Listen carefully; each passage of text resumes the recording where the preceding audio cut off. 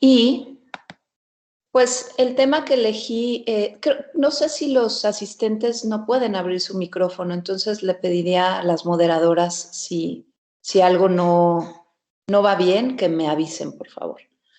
Entonces, bueno, el tema que elegí para presentarles hoy tiene que ver con enzimas. Las enzimas son proteínas que tienen que ver con reacciones químicas, como el título lo sugiere ya. Entonces, no son cualquier proteína, son proteínas que tienen una función muy específica en las células y que es acelerar reacciones químicas. Les recuerdo qué son las proteínas. Las proteínas son macromoléculas compuestas por aminoácidos. Entonces, hagan de cuenta que las proteínas son un collar y los aminoácidos son las cuentas. Hay 20 aminoácidos, que son los más importantes. Hay 2 o 3 más, pero no son tan comunes. Pero los más comunes los ven aquí en esta lámina. Glicina, alanina, valina, triptófano. Algunos los habrán ya oído como que son nutrientes importantes. Y es que no todos los aminoácidos los podemos sintetizar nosotros. Algunos solo los podemos obtener a partir de los alimentos. Y esta representación que ven aquí, pues en negro son, las bolitas negras son átomos de carbono, las azules son átomos de nitrógeno y las bolitas rojas son átomos de oxígeno. Las amarillas son átomos de azufre. Algunos aminoácidos tienen átomos de azufre en su estructura. Entonces, como les decía, las proteínas son como collares de aminoácidos, pero no son unos, digamos, unos listones que están así estirados, sino que se pliegan sobre sí mismos, ¿no?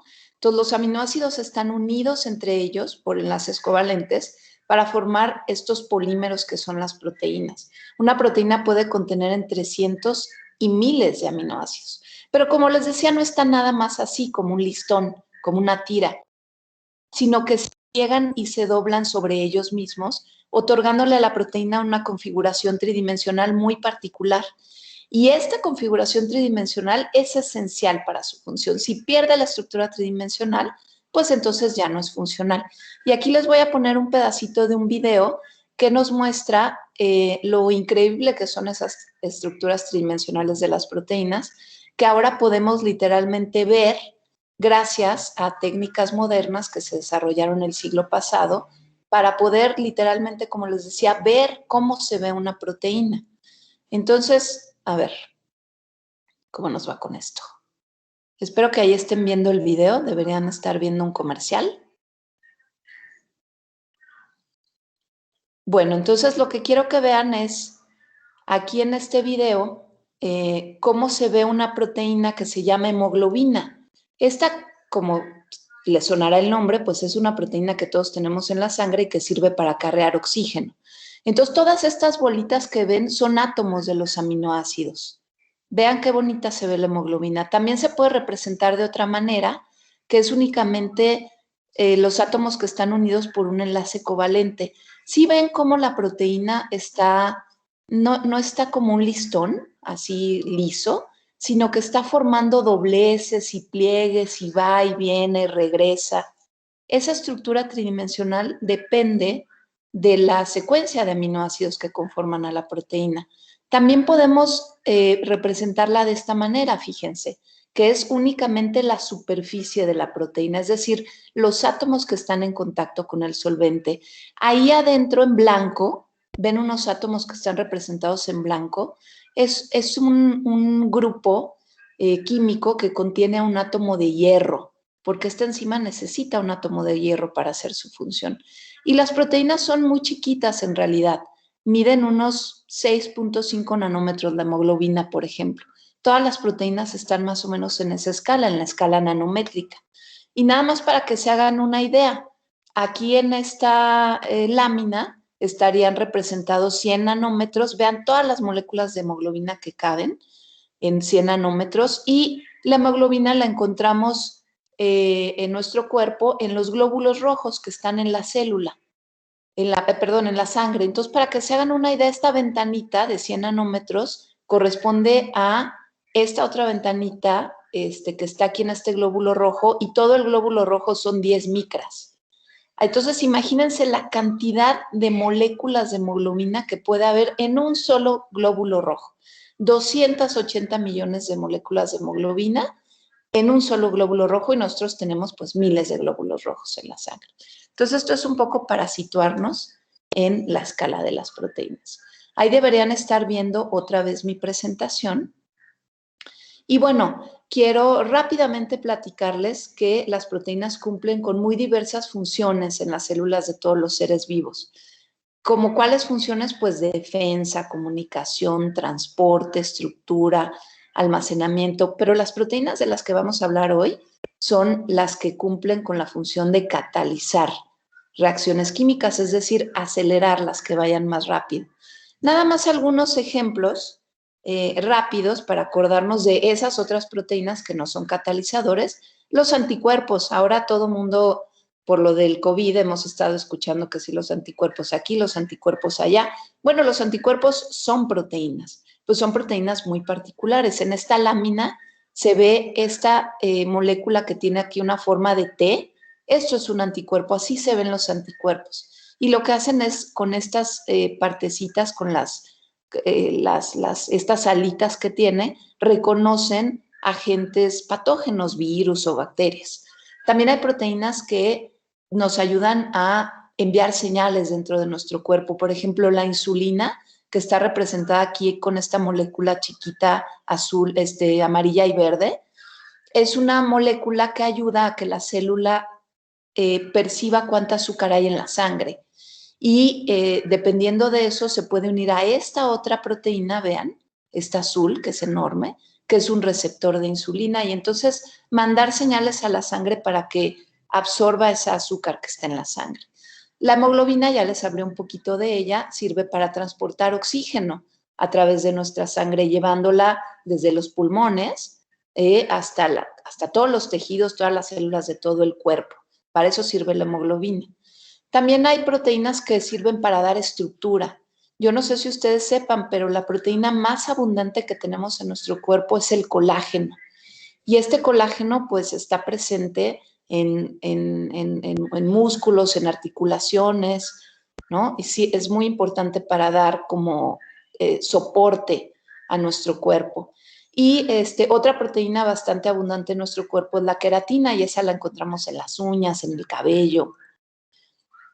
Otra función que pueden cumplir las proteínas es la de almacenar. Entonces, este ejemplo es muy bonito, el de la ferritina.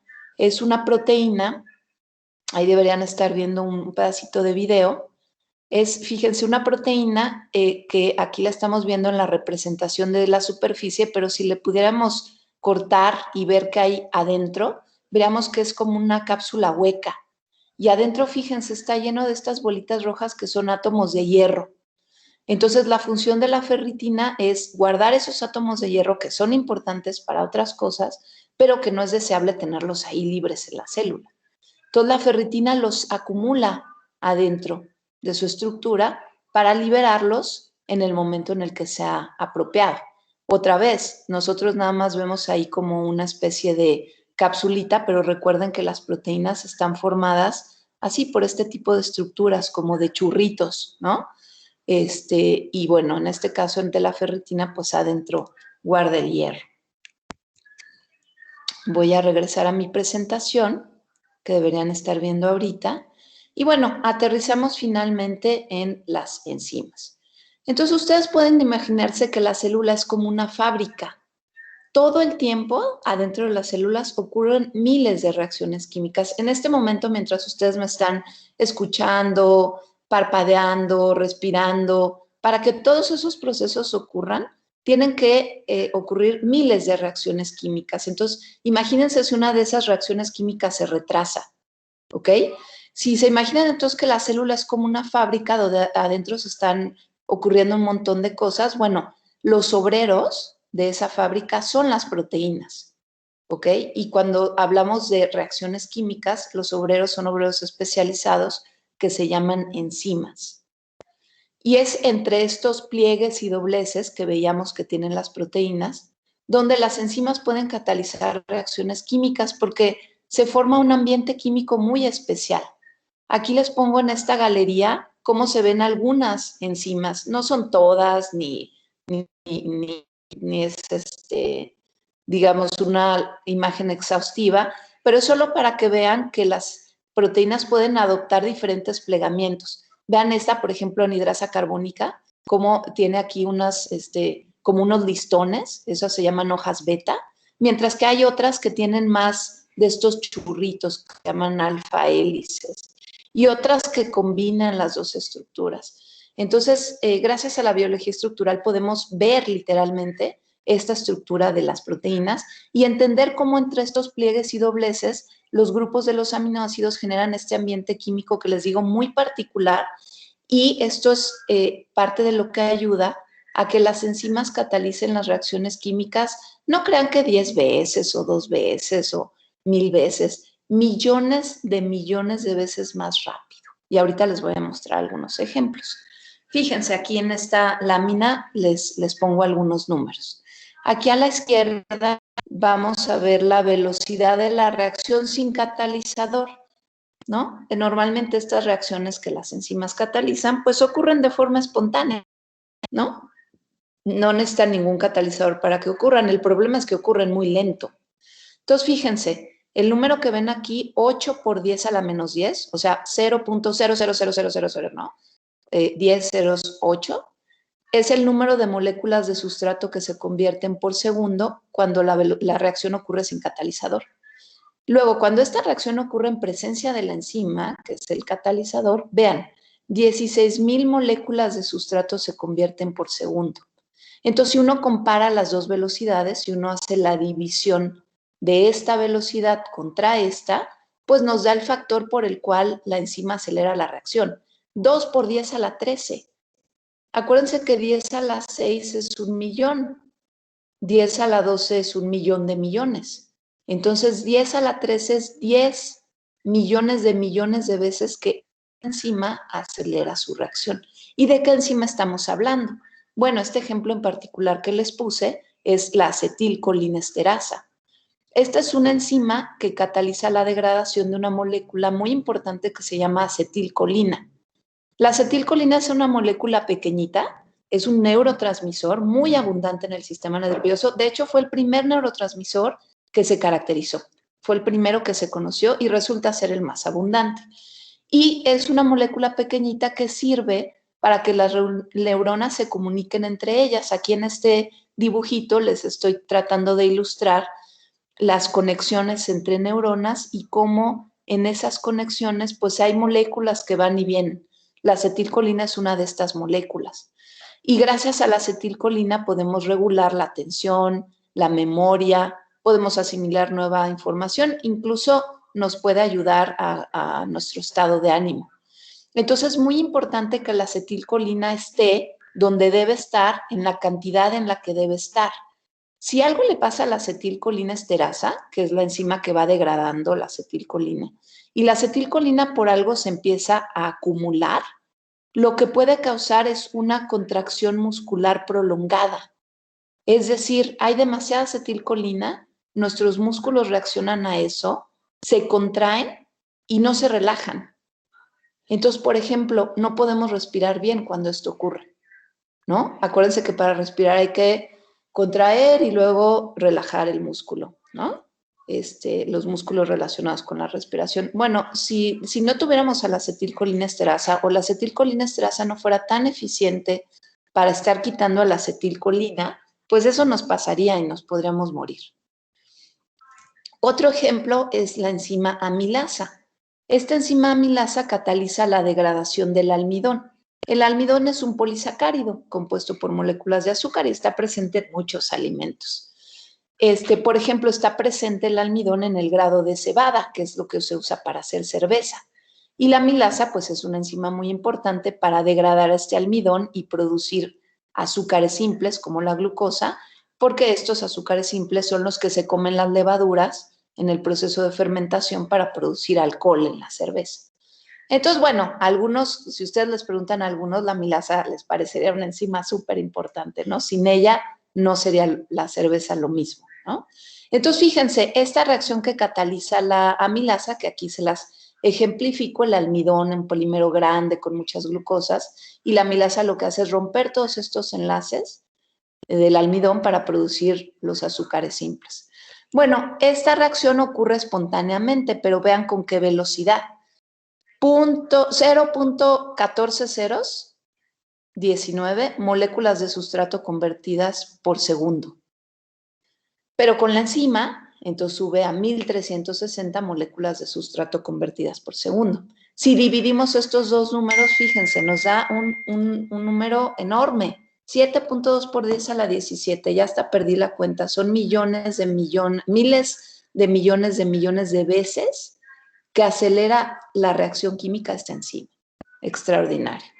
Y el último ejemplo, una de mis enzimas favoritas, que es la anidrasa carbónica, que se las pongo aquí a un ladito para que vean qué linda es. Esta enzima lo que hace es catalizar la conversión de bicarbonato a CO2. Y bueno, no tenemos tiempo aquí de entrar con mucho detalle, pero digamos que es una enzima muy importante que todos tenemos en nuestro cuerpo y que ayuda a mantener estable el pH de la sangre y a remover el CO2 que producimos a consecuencia de la respiración. Si no tuviéramos esta enzima, se acumularía el CO2 en nuestra sangre, el pH no sería muy estable, empezaría a acidificarse y eso conduciría a muerte, ¿ok? Muerte de nosotros. Entonces es una enzima súper importante. En este momento la anidrasa carbónica está trabajando por ustedes, desde que nacemos hasta que morimos, todo el tiempo. La velocidad de la reacción sin catalizar es de 0.13 moléculas de sustrato que se convierten por segundo.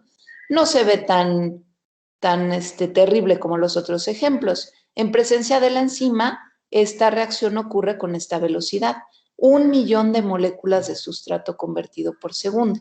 Cuando comparamos las dos velocidades, a lo mejor no es tan impresionante como los otros ejemplos, porque únicamente se acelera la reacción 7 millones de veces. Pero a mí lo que me impresiona de la anidrasa carbónica es la velocidad con que cataliza su reacción. Imagínense 1.000.000 de moléculas de sustrato por segundo. 1.000.000, o sea, yo no puedo más que parpadear 3 veces por segundo.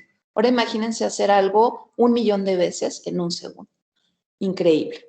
Y bueno, ¿para qué nos sirven las enzimas? Ya vimos que adentro de las células realizan un montón de trabajos.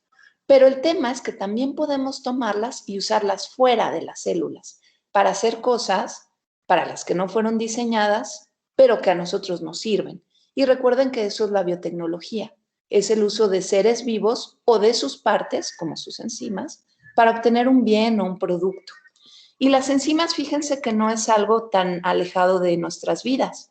Las enzimas tienen actualmente aplicaciones en muchísimas áreas, en la médica, en la farmacéutica, en la textil, en la alimentaria, en la de detergentes. Y les quisiera poner algunos ejemplos pues cercanos a ustedes para que se den cuenta de que vivimos rodeadas de estos productos biotecnológicos.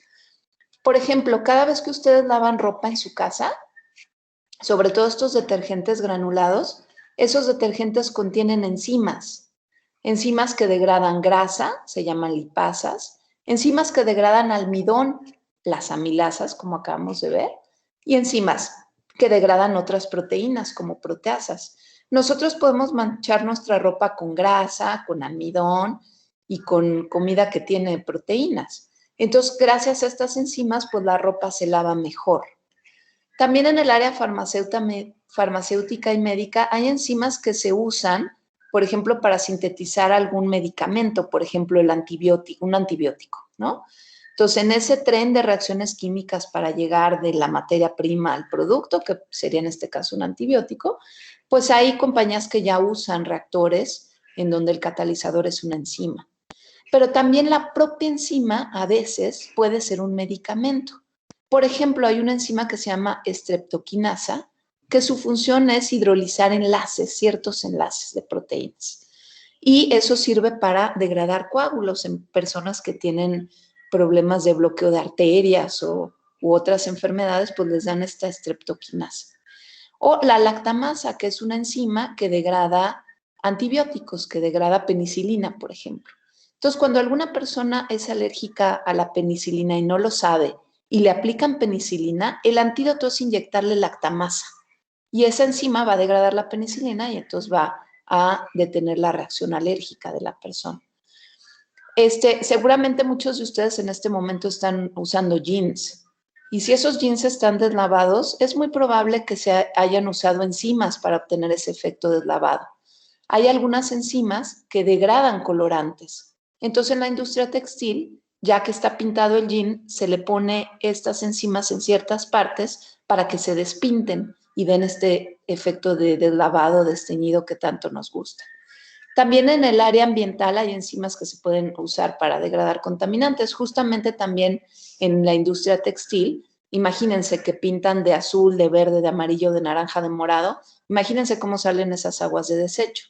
Entonces hay enzimas que se especializan, como estas que se usan para degradar el colorante de la mezclilla, pues también se usan para degradar estos colorantes y que las aguas de desecho pues salgan más clarificadas.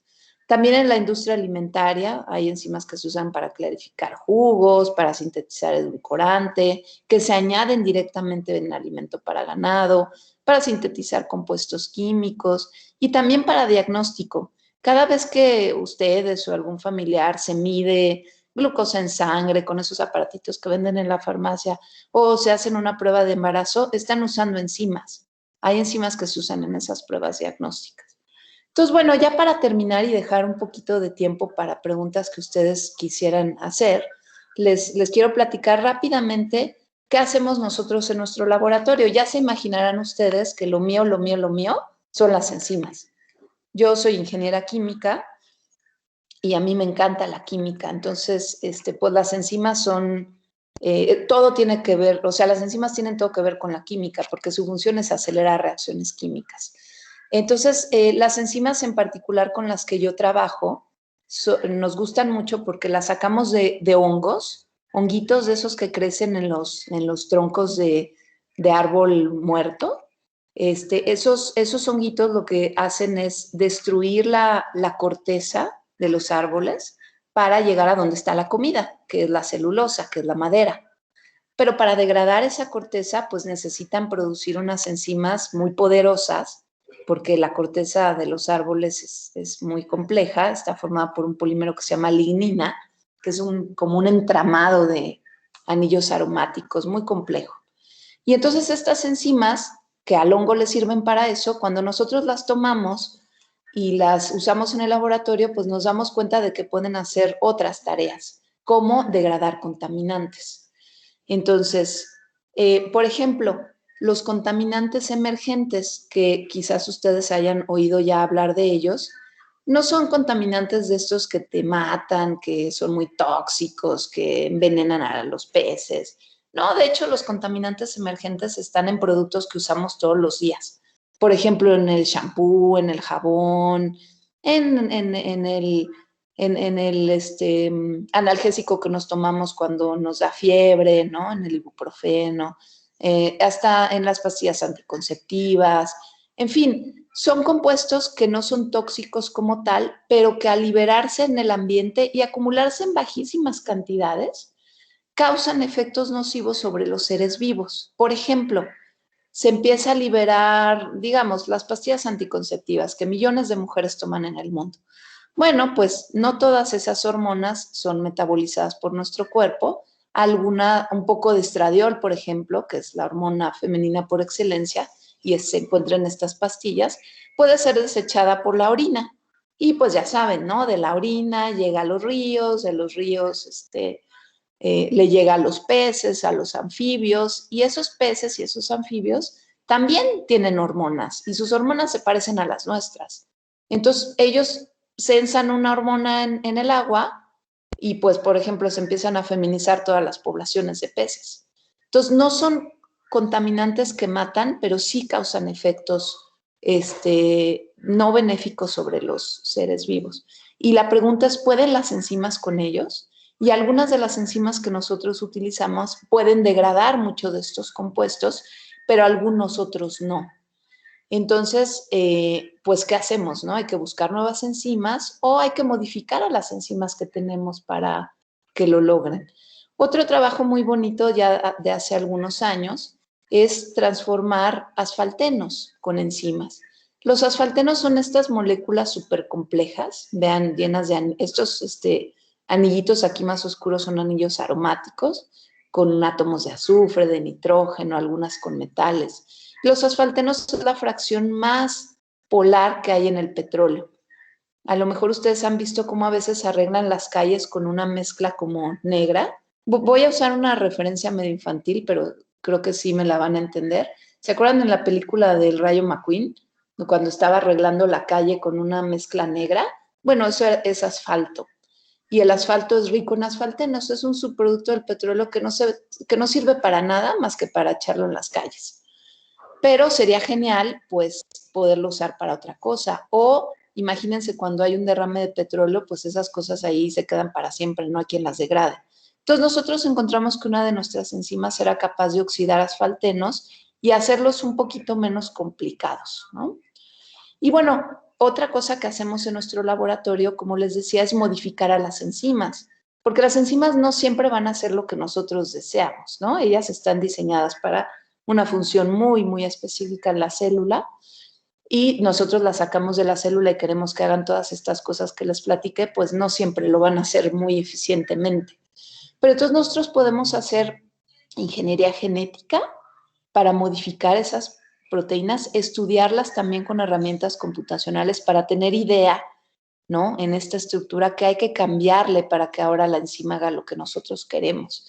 Y bueno, se los platico como que fuera muy fácil, no es tan fácil, ¿no? No siempre lo logramos, pero es parte de lo que nos gusta hacer en el laboratorio. Y bueno, ya por último quisiera platicarles un poco de cómo es el trabajo como investigadora científica. ¿No? Yo no solo doy seminarios o conferencias como este al que me invitaron, también yo diría que mi trabajo es todo el tiempo pensar, pensar, planear y realizar experimentos, asesorar a estudiantes que pueden ser de maestría o de doctorado, pero también de licenciatura, para que hagan esos experimentos y luego discutamos los resultados. También doy clases, también pues, le tengo que entrar a veces a los equipos, ¿no? O sea, no es nada más hacer los experimentos, sino los equipos en los que uno hace esos experimentos, pues a veces hay que repararlos, ¿no? Entonces, bueno, aparte como yo soy ingeniera, pues eso me gusta. Ay, perdón. Bueno, escribir, leer, ¿no? Y a veces tenemos oportunidad de salir a congresos y de conocer a otros científicos en persona e intercambiar ideas. Y bueno, un mensaje final para ustedes, gracias que se conectaron a esta conferencia, es que se necesita que más gente joven se interese y se involucre en la ciencia. Quizás en las noticias han leído pues como la ciencia es quien nos va a sacar de este problema del COVID, ¿no? Y específicamente la biotecnología y la medicina moderna. Y de repente es medio despreciada la ciencia, ¿no? Resulta que aquí en México se hizo una encuesta y más gente cree en la magia y en los espíritus y en el chamanismo que en la ciencia. Es increíble, tenemos que aumentar nuestra cultura científica y ojalá que algunos de ustedes tengan la vocación y la pasión por dedicarse a la ciencia. Yo les puedo decir que es un trabajo súper interesante, nunca te aburres porque puedes estar probando las ideas que se te ocurran. Y no se les olvide que para saber más hay que acudir a fuentes de información confiables. O sea, no porque lo vi en el WhatsApp o en el Facebook o en lo que sea, va a ser confiable. En particular sobre este tema, hace ya unos añitos publicamos este artículo con un alumno, enzimas qué son y cómo funcionan, en la revista digital universitaria. Es una revista gratis de la UNAM y entonces ahí pueden encontrar más sobre este tema y sobre otros que les interese. También, bueno, como saben, la Academia de Ciencias de Morelos también tiene un proyecto desde hace, ay, no sé cuántos, 20 años, que todos los lunes publican una opinión, un comentario. Y bueno, si quieren saber más sobre los contaminantes emergentes, ahí también escribí una notita con unos alumnos. Y nosotros en el Instituto de Biotecnología de la UNAM tenemos una revista de divulgación, también está online y es gratuita, se llama Biotecnología en Movimiento.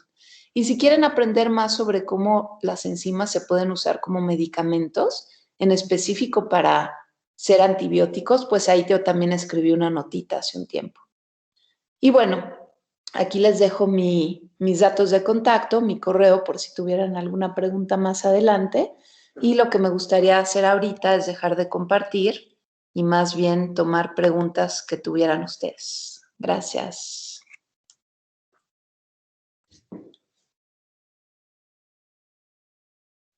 Muchas gracias, doctora Marcela Ayala, por su excelente participación. Ahora, quienes quieran hacer preguntas, por favor, levanten la mano en Teams y les cederemos la palabra. ¿Verdad?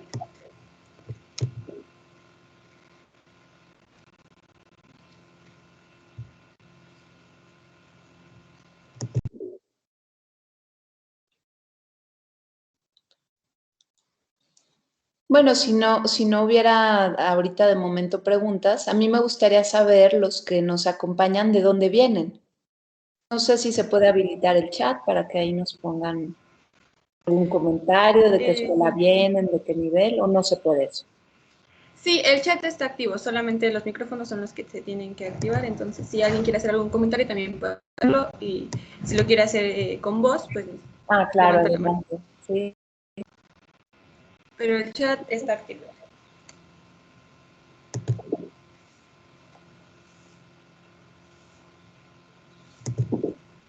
Creo que pueden levantar la manita, como tienen todos el micrófono inhabilitado.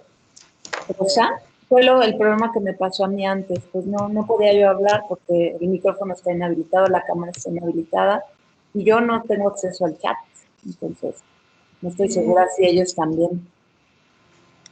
Okay.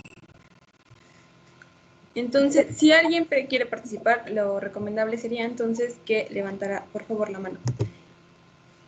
Mira, les voy a enseñar cómo hacerlo, porque si no lo... no, ya... Ok. Creo que ya no puedo compartir mi pantalla. ¿Sí? ¿La ven? Sí, Miren, aquí, estamos viendo. Sí, lo estamos viendo. aquí en estos tres botones, en estos tres puntitos, ustedes pueden levantar la mano. ¿Ok? Ok, alguien levantó la Si mano. alguien tuviera una pregunta. Ok. Sí, es que luego no es tan evidente. Sí. Pues... no, al parecer... No. Bueno, pues si no hubiera más preguntas, pues yo, o ninguna pregunta, pues yo les agradezco la invitación, Rosa, y a todos los que se conectaron les agradezco y pues espero que disfruten el resto del evento. muchas gracias, Muchas gracias, Marcela. Sí. Por tu participación. Fue muy interesante todo lo que dijiste sobre las enzimas. Muchas veces saliendo de la prepa ya no nos centramos en estos temas, pero estuvo muy interesante. Sí, pues yo creo que parte del mensaje es justo que ya no podemos darnos el lujo de considerar que estos temas no son ajenos, ¿no? Ay, yo no quiero saber nada de biología, yo voy a estudiar otra cosa porque, ¿no? O no quiero saber nada de matemáticas, o no quiero saber nada de... Pues no, porque lo que ocurre es que cuando somos adultos, pues podemos ser unos analfabetas en muchos temas, ¿no? Y entonces con cualquier cosita nos convencen. Entonces, ya no nos podemos dar ese lujo. Siempre hay que estar un poquito al día de ciertos temas, ¿no? Entonces, bueno, esta plática fue muy básica, intenté como recordar conceptos que seguramente ya todos han visto, pero también tratar de darles una visión como más, pues más amplia de cómo un concepto muy básico como que es una proteína, pues resulta que estamos rodeados literalmente en nuestro cuerpo, pero también en un montón de productos que usamos todos los días. Y eso es gracias a la biotecnología, ¿no? Entonces yo estoy convencida que la biotecnología va a ser la ciencia del siglo, que nos va a ayudar con un montón de problemas de energía, de salud, de alimentación, y entonces, bueno, ojalá que entre algunos de ustedes tengamos algún futuro científico que le entre a estos temas y a estos retos tan importantes. Bueno, pues me despido de ustedes y estamos en contacto. Ya les dejé mi correo por si alguien tuviera más preguntas. Okay. Muchas gracias por todo. Sí, exactamente. Esperemos que alguien de aquí en un futuro se interese por este tipo de investigaciones y ojalá así sea. Pues muchas gracias a todos por su asistencia. Los invitamos al receso de 10 minutos y que después pues entren a ver los proyectos de sus compañeros, a los salones para ver los proyectos de sus compañeros y pues sería todo. Muchas gracias, doctora. Hasta Marcela. luego. Muchas gracias, hasta luego.